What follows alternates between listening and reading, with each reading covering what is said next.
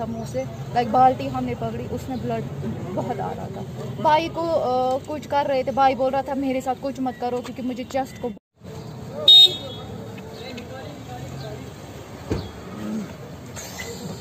नाम उजीबा कोई हूँ मैं मलिक साहब सोरा से हूँ।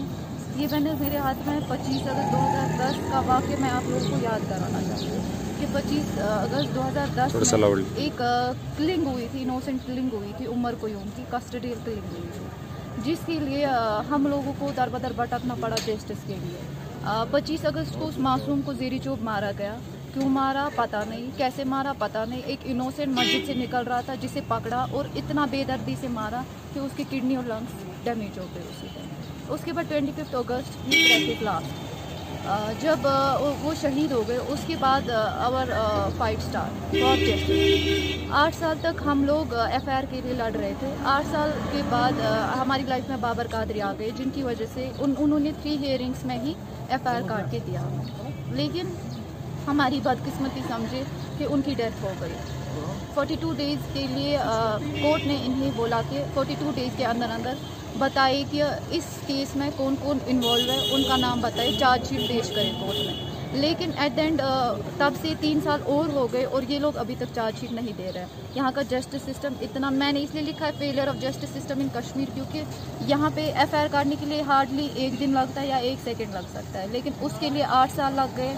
चार्जशीट के लिए भी 1 दिन लग सकता था, लेकिन उसके लिए भी 3 साल लग गए। अब मुझे नहीं पता इंसाफ के लिए हमें कब तक लड़ना है, कितने टाइम तक लड़ना है। So my fight is for justice, that's it.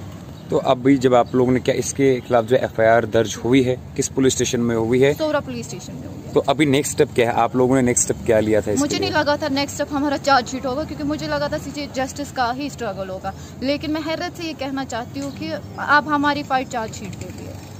तो अभी आप डिमांड क्या कर रहे हैं? अभी हम डिमांड कर रहे हैं chargesheet. We don't need any kind of money, any kind of compensation, we just need justice. हम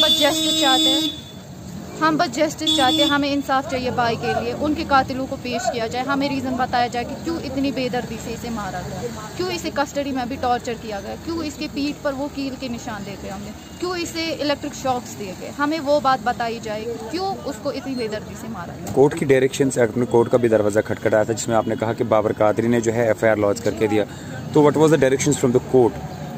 कोर्ट ने एजाज अहमद खान उस टाइम पे जज थे 2018 में, उन्होंने बताया कि 42 डेज़ के अंदर पुलिस को बताया गया कि अपनी फाइल पेश करे, चार्जशीट पेश करे कि इस केस में कौन कौन इन्वॉल्व है। 302 सेक्शन के अंदर ये FIR काटा गया। लेकिन बाबर कादरी की डेथ भी हो गई, 42 डेज़ भी कंप्लीट हो